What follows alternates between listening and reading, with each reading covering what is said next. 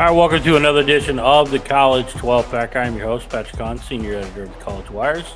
With me, as always, Tyler Natuno, LSU Tigers Wire, as well as For the Win, covering college football. Tyler, we're in those dog days of summer, right? It's just what it is, but there has been some level of excitement if you've been paying attention to diamond sports, right? If you looked at what was going on with the Women's College World Series, College World Series getting cranked up on Friday. And then, we're going to be counting down to football as we always are. It seems like no matter what sport is going on, it's just you're counting down the days of college football. But I did want to start because we didn't talk about this last week because of the timing of the episode and when the games were going to start. We had the Women's College World Series, and it seemed like a lot of people were tuning in. If you looked at the network numbers, they were pretty massive considering, softball.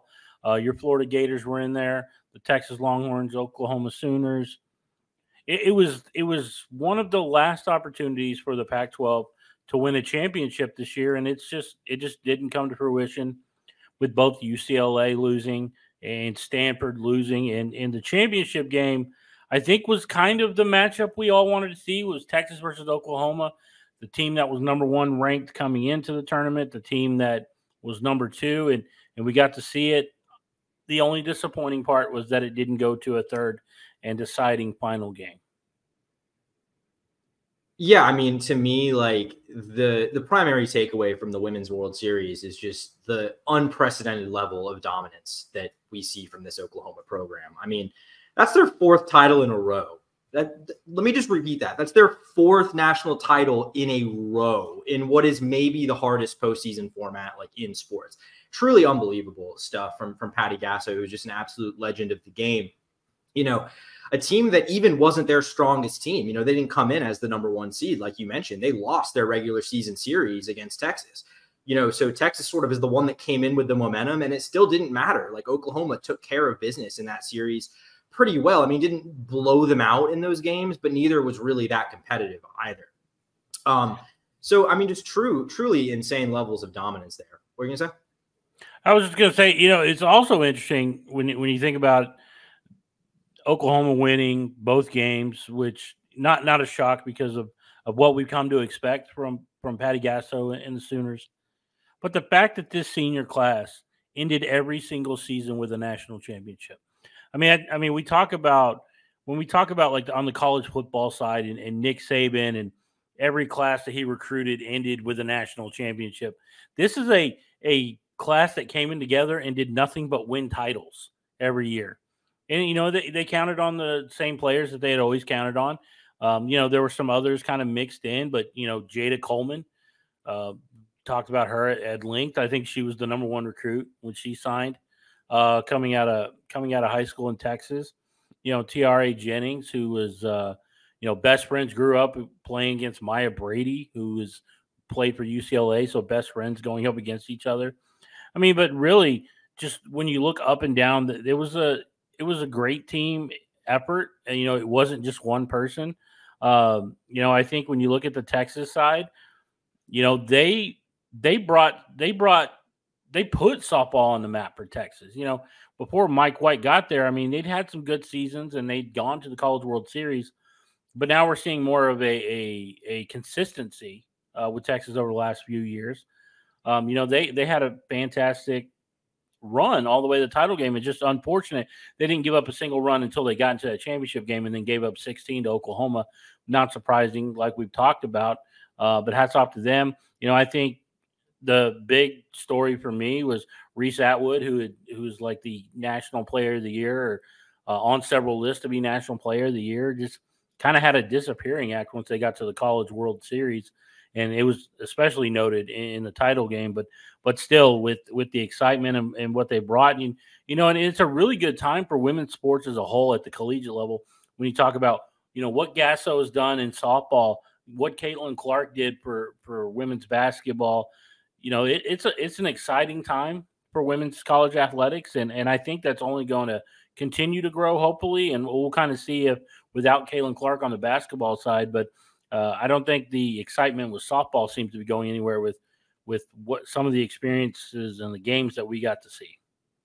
Yeah, no, absolutely. And I think, we've seen women's sports just kind of tend to be more, tend to lend themselves more to dynasties like this for whatever reason. And I don't think that necessarily hurts the product, because I think there is something to be said about when you're just watching, historic levels of dominance. Before we move on, though, I would be remiss if I didn't give a quick shout out to the Gators, because I mean, really, what a run, because probably the most surprising team in the entire country this season, a team that nobody thought was going to be in Oklahoma City this year. Lost a lot from last year's team that lost in the Supers. Just, didn't really have the pieces people thought. And then they come in, Keegan Rothrock has to pitch pretty much every game in the postseason. And I don't believe she was doing it at 100% health. They end the year hot. They win the SEC tournament. They earn the number 4 national seed and really gave Oklahoma all they could handle. I mean, in their first game in the semifinal, they snapped Oklahoma's 20-game NCAA tournament win streak. And they very nearly beat them to go to the national title, where maybe they beat Texas, because, they took Oklahoma to extras, played them way tougher in those 2 games than pretty much anyone had in the entire postseason. So a team that probably, we'll see how the portal goes, but could enter next season as the preseason number 1 team. So I had to give a quick shout out to that run. It was pretty special. Yeah, absolutely. I think, they did a fantastic job, and Stanford too gave Texas a run, based on, Jakari, I can't remember her last name.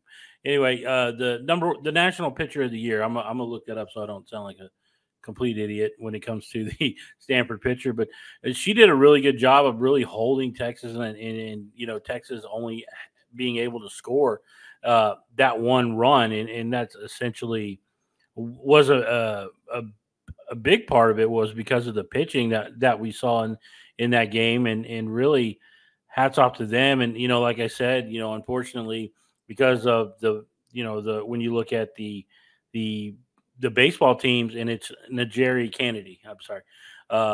She was fantastic in that, really just shutting people down. But talk about the Pac-12 and just not having a championship opportunity because of what happened in baseball. And that's kind of where I want to kind of go with our next one. And before we really talk about these series, I kind of want to get your pick to win it all, Tyler, when we talk about the men's college World Series now. And looking for me, I think ultimately I'm probably going to lean on the SEC. I know I'm going out on a limb here, considering they won, I believe it's 5 of the last 6 college World Series. Florida's a team right now, I know that you know very well, that nobody really wanted in the tournament. They didn't deserve to be there, but now they're in the College World Series, whereas some teams that maybe played better than them didn't get as far. But, ultimately, I think I'm going to have to lean on the Aggies here. I just think that they have a really good team. They get quality pitching. They hit a ton of home runs. To hold that offense down for 9 innings consistently, that is a tall task, which is why I'm probably going to lean the Aggies here. Yeah. So, full disclosure, that would have been my pick as well. It was going to be my pick. The Braden Montgomery injury, I think, is going to change that for me, though. And to be fair, I don't think that means their season's over by any means. I think they have the talent on that roster to make up for that. But it is hard for me to confidently pick this team looking at the rest of the field, knowing that their best player is not going to be able to suit up for them. I mean, I know the joke is that the number 1 seed never wins it. I really think I'm hard pressed to pick against Tennessee right now, the way they're playing. And I know they lost that game 2 to Evansville. That was a little bit questionable, but then they came back and really left no doubts at all in that game 3. I just think the way that they're playing right now, they look like a team really that's capable of winning it all to me. I don't know if they've been the best team in the country the entire season necessarily, but I think they're playing that way right now. I mean, I think if you look at like Kentucky, I think that's a team that's playing as well as anybody is right now, but it's hard for me to pick them because I do think there's something to be said for in this tournament having experience, knowing how to manage it, learning from previous mistakes. And they haven't done that. This is their first appearance in Omaha. So I think, asking them to win it all their first time is a tough ask. And I think you look at a team like, maybe if I'm looking for a dark horse, I might go someone like Virginia, a team that's been here before, that's won it before. They know how to manage this tournament, and they're a very talented roster, as they pretty much always are. So I think maybe that's the team I would say that people aren't really talking about that I think could do it. But I would say I'd have to go Tennessee, and then maybe if Texas A&M can manage the Braden Montgomery loss, I could certainly see them being in the mix for that as well. Yeah, I think when you look at A&M and you're right, the Braden Montgomery injury is massive. Anytime you lose a guy who's a projected top 10 pick in the Major League Baseball amateur draft, it's going to hurt. You've got to find ways to move your lineups, change matchups. Batting left, right, what have you. I think that's massive, but I also think that they have enough talent around them, and I really believe in Schnossel and what he's doing there. He does a fantastic job, coaching him, and he's he's the guy that's been there because he took TCU to the College World Series. So this is a guy that I think he knows kind of the layout. But yeah, it's going to be tough because they're drawing a pesky Florida team in their first round matchup, and we'll get more into that. But yeah, I can't fault you for either pick going with Tennessee, the number 1 overall seed, just because they seem to be playing as hot as anybody. In Virginia, again, another quality pick. But let's kind of dive into these matchups real quick, Tyler. We'll start off our first Friday matchup, North Carolina versus Virginia, that Virginia team who won it all in 2015, I believe. So that staff, and like you said, they're familiar with it. North Carolina, they haven't been as consistently here, and they've never won it all, so they're not an experienced program in terms of seeing success in Omaha, which really sets up an interesting matchup because I really thought going into the regionals, this is where LSU was going to be. But it didn't work out for them. Now it's North Carolina, Virginia, and we got an all ACC matchup in the first round. Yeah, and that's back-to-back College World Series trips for Virginia too. So definitely a team that we see here quite a bit. Yeah, I mean, I think this, to me, if I'm looking at this slate of games for this first round, I think this is probably the one I'm most intrigued by. I think obviously 2 conference opponents, there's going to be, some rivalry elements there. I think these are both really, really electric lineups. Like I think we could see some real fireworks in this game. I will say, I think that North Carolina's maybe isn't playing quite as well right now. Like, I don't think we've necessarily seen that offense from the Tar Heels to this point in the tournament, but it's there. I mean, they've got, guys like Vance Honeycutt, like they're a very talented lineup. And then you've got a Virginia team that just, they can slug, and they did it against a very red hot Kansas State team last weekend. A team that I think a lot of us thought maybe could go pull that upset on the road in Charlottesville. They handled business pretty easily. North Carolina went 2-0, but both those games were a little shaky. Like they had to walk it off in the first one, I believe in extras. Maybe that was in the bottom of the ninth. I can't remember for sure.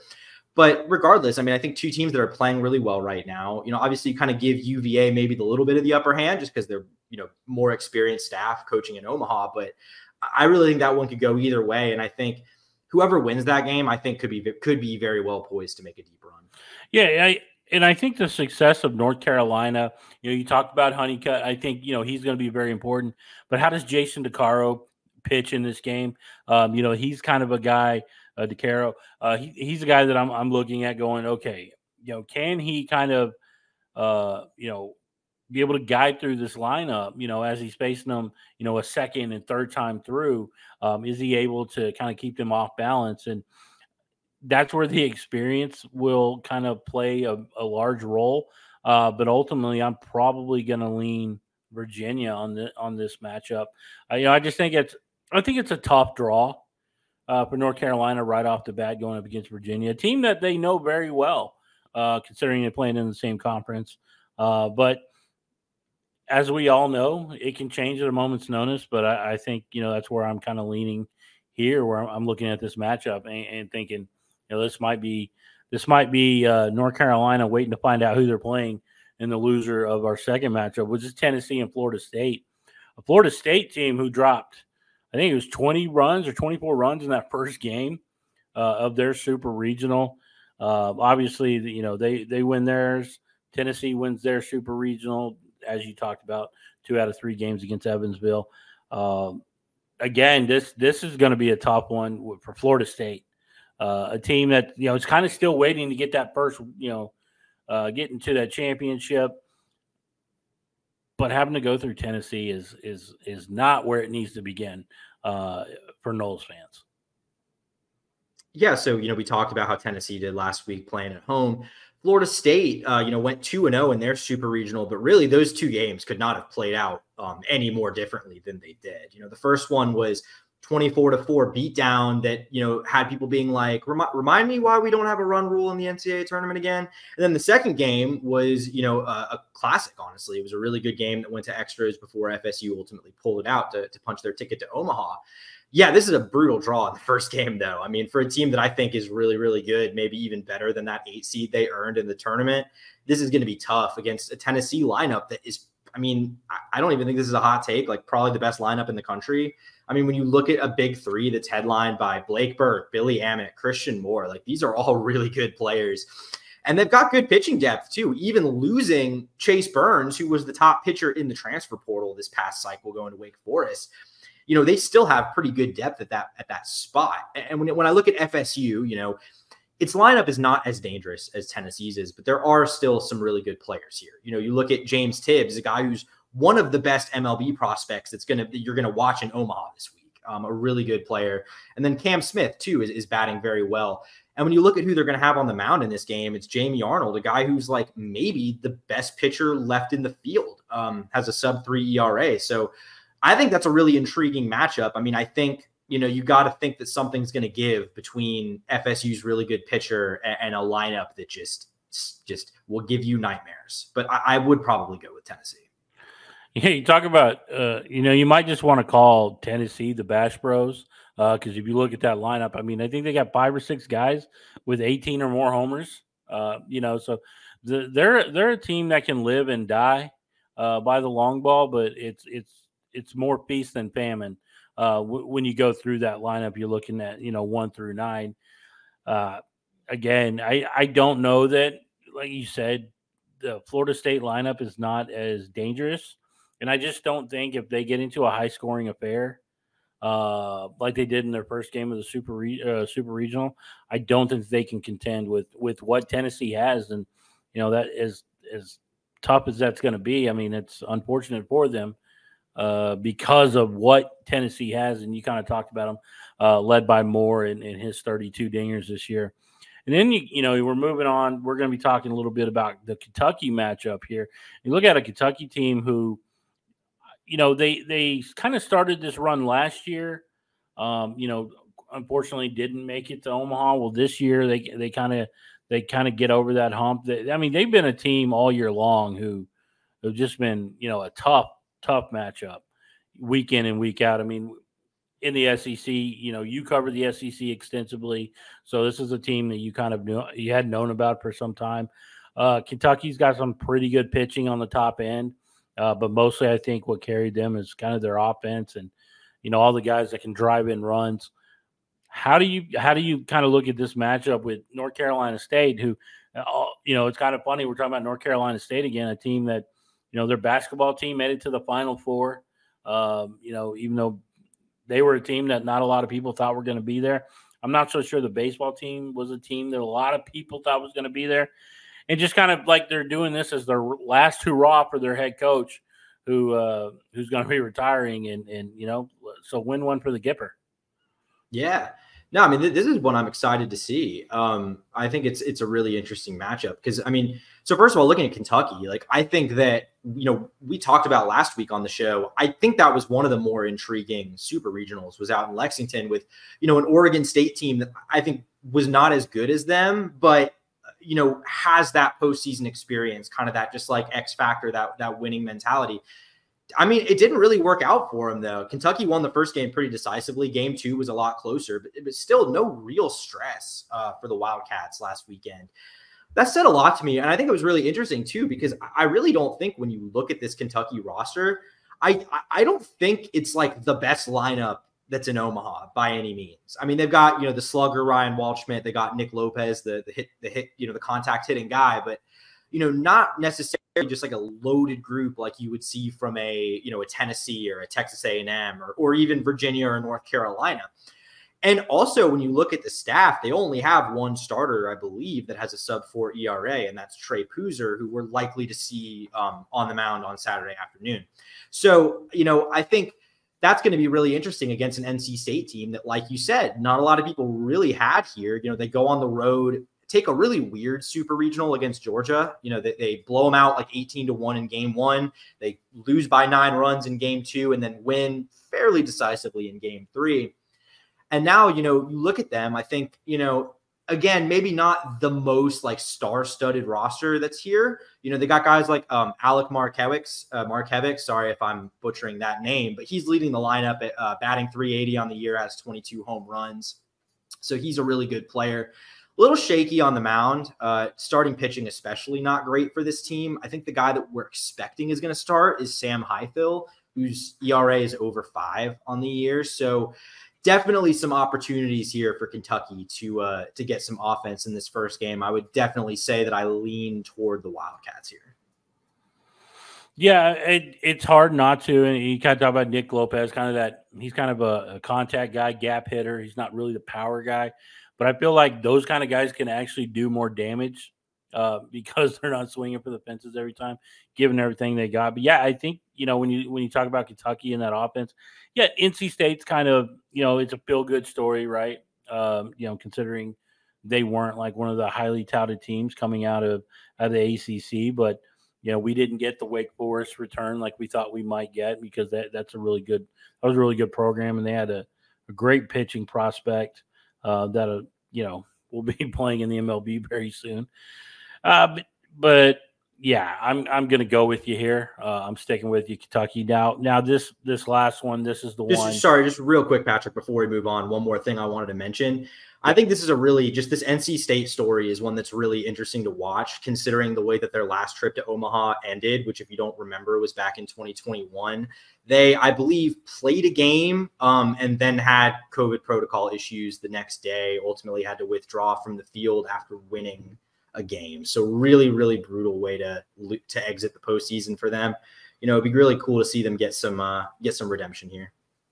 Oh yeah, absolutely. And I think that's the one thing that's so great about collegiate athletics is we love the storylines, we love the intrigue, and I think that's why I think college athletics is far superior to professional leagues. Not that they're so much better as far as the product on the field. It's the pageantry, it's the stories, it's all of that. But let's get into the series that I know you're going to be paying very close attention to. Saturday night, we have Texas A&M going up against Florida. I got Texas A&M, as I discussed earlier. When you look at just this team, and yeah, you brought up a good point about, losing Braden Montgomery. But who's going to be the hero? They have guys who have, hit a lot of home runs.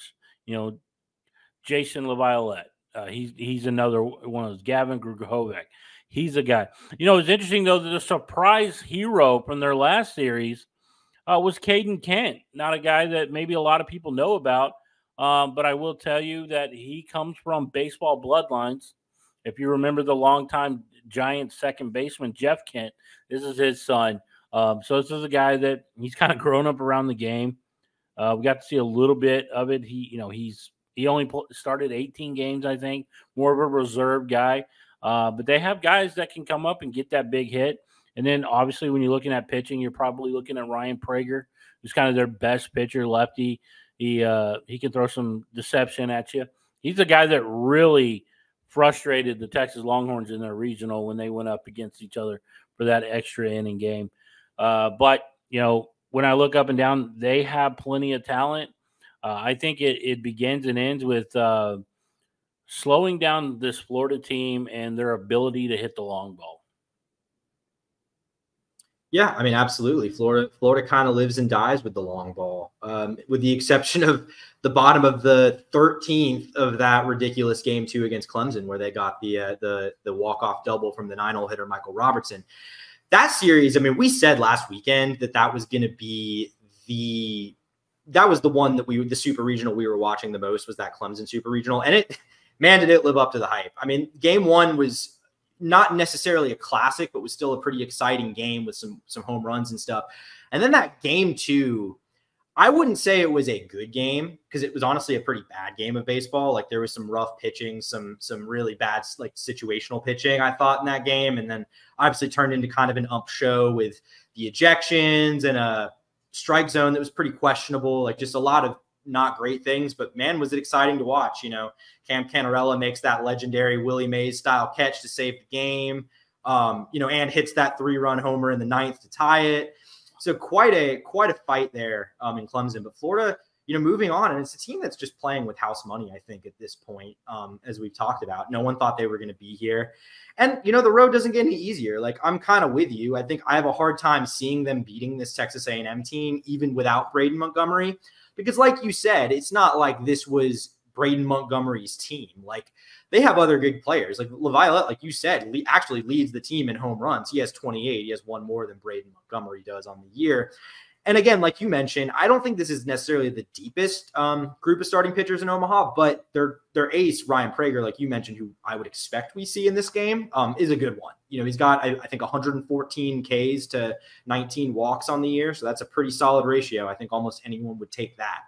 So, you know, looking at that against your Florida team that, like, you're right, you know, really do rely on the home run ball, but a talented roster was preseason number 2. And we're kind of just starting to see that talent come together. You know, a lot of it is Jack Caglione, no doubt about it. Batting over 400 on the year, has 33 home runs, one more away from tying the Florida career all-time record. That is when you pitch to him, because half the time Clemson just elected to walk him when they didn't have to pitch to him, because that's just the kind of reputation that he carries. You know, and outside of him, you look at guys like Ashton Wilson, who didn't even have a hit until I think May 11th, has been the hero of the postseason, batting .327, was the regional MVP. You know, they've got pieces. I think you really question the depth of the pitching staff. Like, you know, you're going to see Liam Peterson on the mound in this game, who's a true freshman, has been pitching really lights out for the last month or so. Didn't play very well in his start in that game 1 on Saturday against Clemson. Florida ultimately rallied and won the game anyway, but they're going to obviously hope they get a better outing out of him in this game. I think beyond him, you really have questions, you know, especially if you start getting deeper into the rotation after him and Caglione. You know, a lot of questions, guys that like Brandon Neely and Fisher Jamison that struggled throughout the year, playing really well out of the bullpen right now. Can they get lucky in that regard another week? It's hard for me to believe that. Like, it's hard for me to imagine this team has the pitching depth to win a national title this year. But I also didn't think they had the depth to get to Omaha. So I guess we'll see what happens. Yeah, I think it's a little concerning when you look up and down the roster, especially the pitching staff, and you don't see a single guy with a sub-4 ERA. It tells you everything you need to know. They're relying strictly on that offense, and a big reason why they need Jack Caglione to be hitting these home runs. Colby Shelton, you know, you can go up and down the lineup talking about the guys they're hitting them for Florida, but that tells you all you need to know. But that also means for a lot of exciting games. Maybe if you're a fan of Florida baseball living in Gainesville, you probably prior to the season need to go get your blood pressure checked, get on medication, because this team is definitely going to push the limits. You might as well call them the cardiac kids, just because of the way they played all year. But I think it's going to make for some fantastic baseball, and why I'm excited about the first round. And then, you know, obviously we get the elimination games where loser of UNC Virginia will play the loser of Tennessee Florida State. Then we also have loser of Kentucky versus North Carolina State plays the loser of Texas A&M versus Florida. Still plenty of exciting baseball are going to be coming up in Omaha, one of the best times of year. And if you don't, make sure that you're checking the Omaha Jello shot tracker. I mean, we saw LSU absolutely dominate that Jello shot tracker last year. I think Florida gave them a pretty good run, so maybe Florida can take the title. Not that good of a run. It was not that close. My money's on Tennessee this year, by the way. My money's on Tennessee. That's probably a good pick. That's probably a good pick for the Jello shot tracker. But that's going to do it for this edition of the College 12 Pack. Tune in next week. We'll recap some of the College World Series action as we go into another week, as we get closer to the national championship.